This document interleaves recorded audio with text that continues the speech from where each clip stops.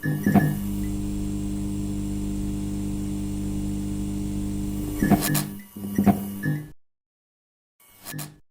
guys, welcome back to my channel. Jadi video kali ini saya akan menjelaskan bagaimana cara membeli mobil dan juga bagaimana prosesnya, khususnya buat Anda yang baru datang ke US untuk bekerja. Oke, jadi yang pertama adalah karena Anda baru datang ke US, tentu uang Anda pun terbatas. Jadi Anda harus beli mobil second atau mobil bekas dan pastikan mobil tersebut irit bensin. Itu yang pasti harus irit bensin dan juga maintenance-nya pun jangan sampai mahal karena apabila bensinnya boros, maintenance-nya mahal, gaji Anda bisa habis hanya untuk mengurusi mobil tersebut gitu. Karena tujuan Anda kemarin untuk bekerja. Apalagi yang baru datang gitu kan. Anda harus mencari uang yang banyak seperti itu. Jadi cari mobil yang bekas dan perawatannya yang murah ataupun bensinnya yang irit. Dan biasanya itu mobil merek Honda atau Toyota. Jadi jangan sampai Anda membeli mobil Eropa. Itu pasti bensinnya boros dan perawatannya juga mahal atau maintenance-nya. Tapi apabila memang tidak ada mobil Honda atau Toyota, ya apa boleh buat. Kalau memang kepepet untuk dipakai untuk bekerja, ya mobil apapun kita pasti ya harus beli gitu untuk sementara waktu gitu ya. Nah, bagaimana membelinya? Nah, jadi kita beli pasti ya dari orang Indonesia juga. Kita harus tanya-tanya sama teman atau kalau Anda udah punya teman kerja ataupun teman dari teman ke teman, ya tanya-tanya ada gak yang mobilnya mau dijual, mobil secondnya atau mobil lamanya. Karena kita nggak bisa beli secara langsung ke dealer atau ke jual beli mobil bekas. Biasanya mereka meminta social security kita. Karena kita baru datang, kita belum ada surat, jadi kita nggak bisa beli secara resmi gitu. Jadi kita harus beli dari ya teman ke teman mobilnya. Dan biasanya ya kita harus bayar cash juga ke teman tersebut gitu. Nah, mobil tersebut ya pastinya kan kita cek dulu untuk perawatannya seperti apa, terus surat-suratnya bagaimana, kita test drive cocok atau enggak dengan kita. Dan apabila kita udah cocok ya kita bayar cash ke orang tersebut.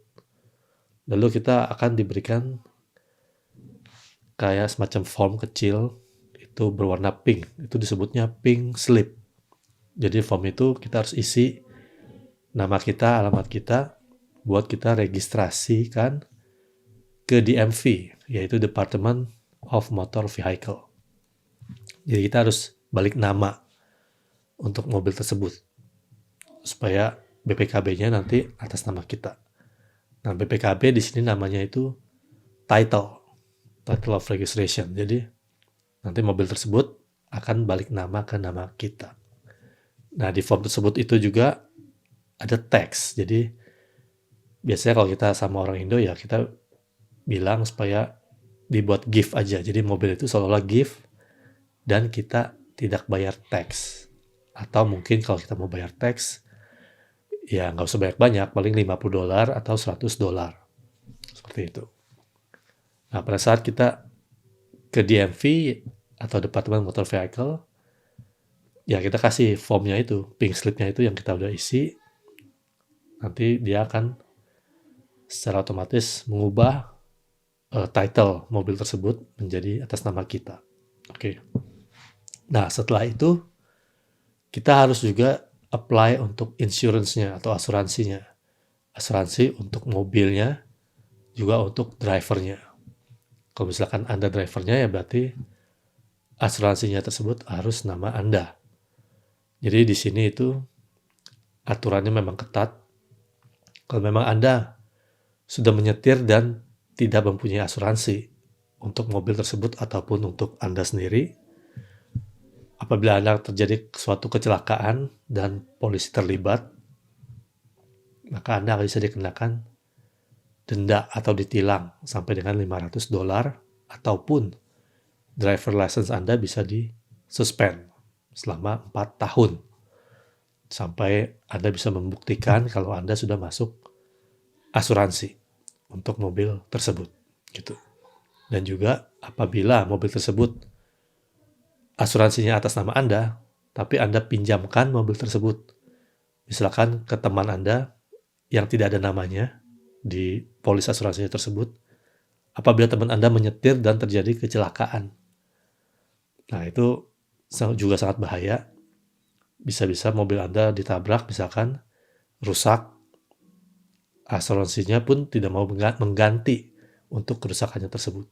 Bisa terjadi seperti itu, karena mobil tersebut tidak dipakai atau namanya tidak sesuai dengan yang dipolis asuransi tersebut. Begitu. Jadi memang di sini aturannya yang punya mobil, yang punya asuransi, yang pakai mobil tersebut harus sama namanya, sesuai semua. Seperti itu ya.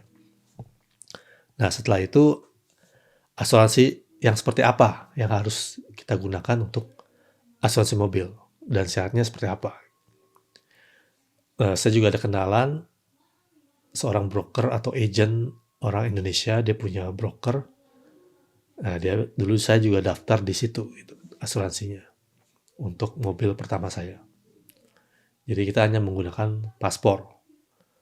Walaupun mungkin driver license di Amerika belum ada, mungkin kita bisa menggunakan driver license Indonesia punya. Karena driver license Indonesia itu sudah ada bahasa Inggrisnya. Jadi bisa dipakai. Tapi ya jangan mentang-mentang bisa dipakai, ada kebut-kebutan atau jalan ugal-ugalan seperti itu, ya itu sangat bahaya juga. Takutnya jadi timbul suatu masalah seperti itu. Jadi setelah Anda sudah masuk asuransi, barulah Anda bisa memakai mobil tersebut. Ya. Nah, kenapa kita harus beli mobil second? Kenapa nggak langsung mobil baru? Yang pertama ya, kalau mobil baru ya lebih mahal harganya. Dan juga yang kedua ya, kita nggak bisa beli mobil baru secara resmi di dealer. Karena untuk membeli mobil baru tersebut kita harus ada social security, dicek credit score kita, dan juga harus ada driver license US. Bukan driver license yang dari Indo kita, nggak bisa dipakai. Jadi harus ada driver license yang US punya. Seperti itu. Jadi sementara ya kita beli yang second dulu, kita pakai untuk bekerja, sampai kita cari uang. Ya mungkin nanti kalau misalkan kita apply asylum, baru kita dapat social security, kita buat apply driver license, dan barulah kita bisa menyicil mobil atau membeli mobil baru seperti itu. Jadi di sini memang udah ada tahapannya seperti itu, aturannya, dan kita nggak bisa melompati aturan tersebut. Ya, oke. Dan bagaimana prosesnya untuk membuat driver license seperti itu? Jadi setelah Anda sudah mendapatkan social security, Anda baru bisa buat atau apply untuk driver license. Jadi tahapan yang pertama itu ya Anda harus mengikuti ujian teori. Ujian teori itu kayak kita isi dalam bentuk di komputer, itu pilihan ganda. Dan itu benar-benar teori, jadi kita harus tahu aturan-aturan sebelum mengemudi di US atau di state Anda, seperti itu. Dan itu biasanya kalau kita baru datang terus mengikuti ujian itu biasanya gagal. Kita bayar fee-nya itu $30, berlaku untuk 1 tahun. Apabila setelah lewat 1 tahun kita masih belum lulus, kita harus bayar lagi kalau kita mau coba lagi. Jadi dalam 1 tahun itu kita bisa, kalau nggak salah, 3 kali ujian teori. Kalau memang udah lewat, masih belum lulus, berarti kita harus bayar lagi $30. Seperti itu ya. Jadi ujian tersebut benar-benar teori, pilihan ganda, dan kita ada buku panduannya. Kalau kita mau belajar, kita bisa download dari websitenya. Dan memang bukunya tuh tebal banget. Kita nggak mungkin bisa baca semua, tapi at least ya kita mencoba gitu. Dan bahasa yang digunakan pun sepertinya sekarang sudah ada bahasa Indonesia atau Melayu. Jadi kita lebih mudah untuk mengerti dan memahaminya. Seperti itu. Dan apabila misalkan Anda sudah lulus untuk ujian teori tersebut, maka Anda akan dilanjutkan ke ujian praktek. Benar-benar Anda drive didampingi oleh si penguji. Jadi kita drive, lalu sebelah kita penguji. Seperti itu. Nah, untuk ujian praktek tersebut juga kita harus tahu. Namanya ujian praktek berarti kita harus bawa mobil yang kita udah familiar, yang kita udah pakai sehari-hari. Mobil kita sendiri kita bawa, dan juga pastikan mobil tersebut tidak ada masalah. Dalam arti harus sudah normal untuk seperti lampunya nyala, klaksonnya hidup, AC semua. Jadi fungsi-fungsinya memang sudah normal, sudah berjalan. Karena itu akan dites. Si penguji akan bilang misalkan turn on, sen kiri, sen kanan yang mana, terus klaksonnya yang mana, atau mungkin heater yang mana. Mereka akan tanya satu-satu tombol-tombol di dalam mobil tersebut. Seperti itu. Setelah itu baru kita test drive ke jalanan. Nanti si penguji akan bilang belok kiri, atau mungkin nanti belok kanan, putar balik, atau mungkin parkir secara vertikal. Seperti itu. Dan mereka akan nilai itu semua. Dan pada saat pengujian praktek di jalanan itu, mereka akan sangat detail melihat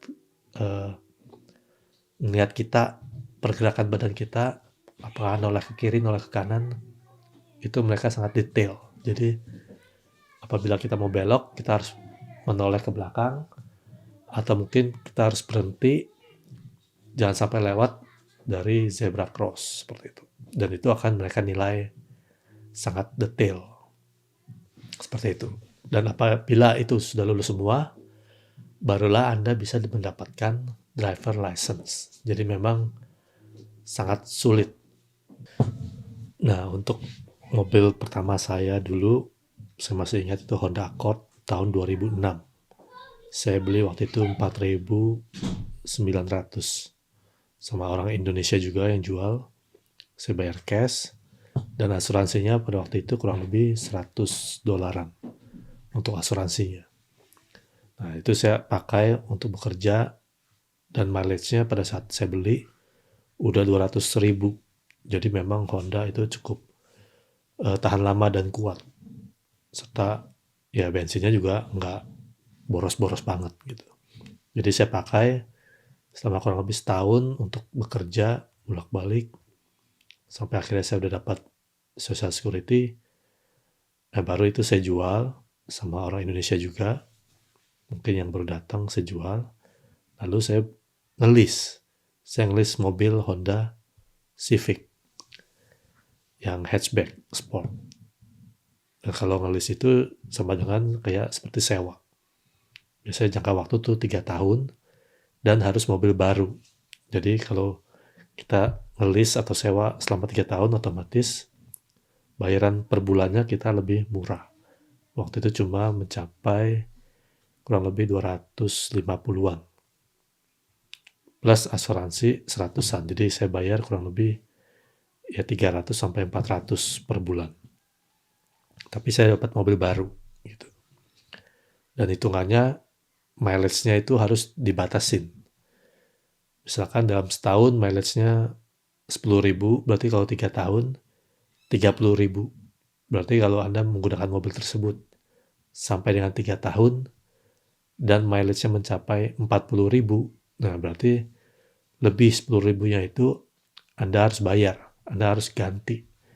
Per mileage-nya harganya berapa dikali sisanya. Jadi Anda harus bayar ke dealernya.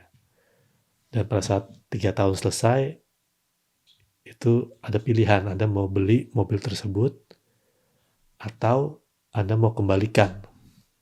Apabila Anda kembalikan mobil tersebut, ya Anda bayar sisa mileage-nya itu berapa. Dan apabila Anda mau membeli mobil tersebut. Jadi pada saat kita list kontraknya itu sudah tertera harga mobil 3 tahun mendatang itu berapa. Jadi pada saat kita mau beli nanti, ya kita beli sesuai harga yang tertera di kontrak tersebut. Seperti itu. Nah, tapi saya waktu itu mobil saya yang Honda Civic belum sampai 3 tahun, itu udah banyak mileage-nya karena dipakai kadang buat jalan-jalan, holiday segala macam. Terlebih lagi saya juga pindah kerjaan yang lebih jauh. Jadi kalau saya hitung, pasti ini lewatnya banyak banget gitu. Saya sehari bolak-balik untuk kerja aja bisa 50 miles. Jadi kalau sampai 3 tahun, nomboknya pasti banyak. Jadi akhirnya ya sebelum 3 tahun, mobil tersebut saya kembalikan. Dan saya ganti mobil.